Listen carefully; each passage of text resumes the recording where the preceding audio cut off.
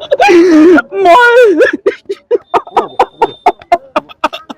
মোৰ দুগৰাকী ছোৱালী যিটো চাৰ্চত গৈছে পুলিচ, মোৰ ডাঙৰ ছোৱালীজনীক সাৰ পাই কৈছে দেউতা এইবোৰ কি ইমান পুলিচ আপোনাক উগ্ৰপন্থীৰ দৰে আপোনালোকে এনেকুৱা কৰিছে, আপোনালোকে মোক যে ইমান সমৰ্থন দিছে।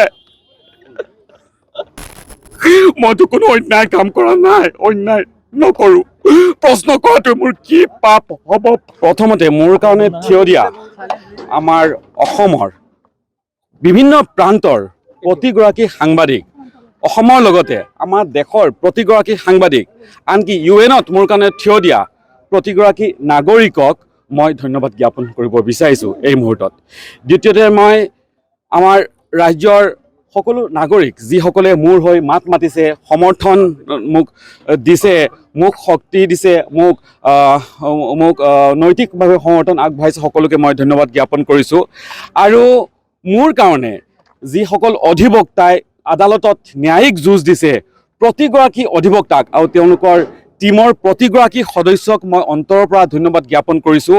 আপোনালোকে জানি ভাল পাব, কোনো এগৰাকী অধিবক্তাই এক পইচা নোলোৱাকৈ মোৰ এই আইনী যুঁজখন তেওঁলোকে চলাই গৈছে আৰু মোক তেওঁলোকে ন্যায় প্ৰদান কৰাত তেওঁলোকে মোক সহায় কৰিছে। আৰু দ্বিতীয় কথাটো হ'ল, কি হৈছে কি হোৱা নাই আপোনালোকে সকলোৱে দেখিছে। আৰু মোৰ কামটো হ'ল, মই সাংবাদিক হিচাপে প্ৰশ্ন কৰা, মোৰ কামটো হ'ল প্ৰশ্ন কৰা। মই প্ৰশ্ন কৰি গৈ থাকিম, যিমানে বিপদ নাহক কিয় প্ৰশ্ন কৰি গৈ থাকিম। আপোনালোকে মোৰ ওপৰত এইখিনি বিশ্বাস ৰাখিব, মই কোনো অনৈতিক আৰু বেআইনী এই দুটা শব্দ মোৰ সংবিধানত নাই। অনৈতিক আৰু বেআইনী এই দুটা কাম মই কেতিয়াও নকৰোঁ, কৰাও নাই, নকৰোঁ আৰু ভৱিষ্যতেও নকৰোঁ। গোটেই তদন্তৰ প্ৰক্ৰিয়াত আপোনালোকে পাণবজাৰ আৰক্ষীত সুধিলে গম পাব, 100%তকৈ ওপৰত যদি কিবা আছে মই তেওঁলোকক সমৰ্থন জনাইছোঁ। মোৰ ঘৰত চাৰ্চ হৈছে, যি ডকুমেণ্টছ বিচাৰিছে, ইভেন মই উলিয়াই লৈ ইয়াতে আৰু অলপ ডকুমেণ্টছ আছে এইখিনিও চাই লওক বুলি কৈ চব দি দিছোঁ। তেওঁলোকে জব্দ কৰিছে ডকুমেণ্টছখিনি, মোৰ স্কুলীয়া চাৰ্টিফিকেটৰ পৰা আৰম্ভ কৰি মোৰ LLB চাৰ্টিফিকেটলৈকে সকলো বস্তু তেওঁলোকে, আনকি মোৰ কম্পিউটাৰ, লেপটপ, মোবাইল সকলো বস্তু তেওঁলোকে জব্দ কৰিছোঁ। গতিকে আৰু বেছি যিহেতু বিষয়টো অলপ ছাবজুডিচ ষ্টেপ হৈ আছে, পৰৱৰ্তী সময়ত মই আৰু হয়তো বহু কথা আপোনালোকৰ আগত মই ব্যক্ত কৰিম।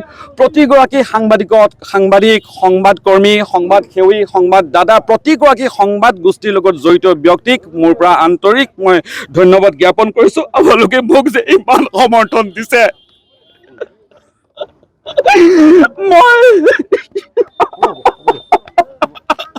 মোৰ দুগৰাকী ছোৱালী যিটো চাৰ্চত গৈছে পুলিচ, মোৰ ডাঙৰ ছোৱালীজনীক সাৰ পাই কৈছে দেউতা এইবোৰ কি ইমান পুলিচ আপোনাক উগ্ৰপন্থীৰ দৰে আপোনালোকে এনেকুৱা কৰিছে। মই কৈছোঁ নহয়, তেওঁলোক মোৰ বন্ধু হয়, কিবা নিউজৰ কামত আহিছে, মই তেওঁলোকৰ লগত নিউজৰ কামত আছোঁ। মইতো কোনো অন্যায় কাম কৰা নাই, অন্যায় নকৰোঁ। প্ৰশ্ন কৰাটো মোৰ কি পাপ হ'ব পাৰে, কিন্তু মই কৰি যাম প্ৰশ্ন, লাগিলে সন্মুখত যিমানে বিপদ নহওক কিয় কৰি যাম।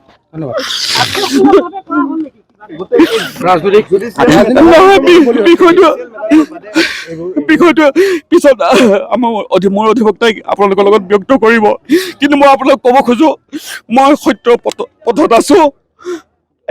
আনকি মই নাজানো কিয় মানুহে মোক ইমান মৰম চেনেহ দিয়ে।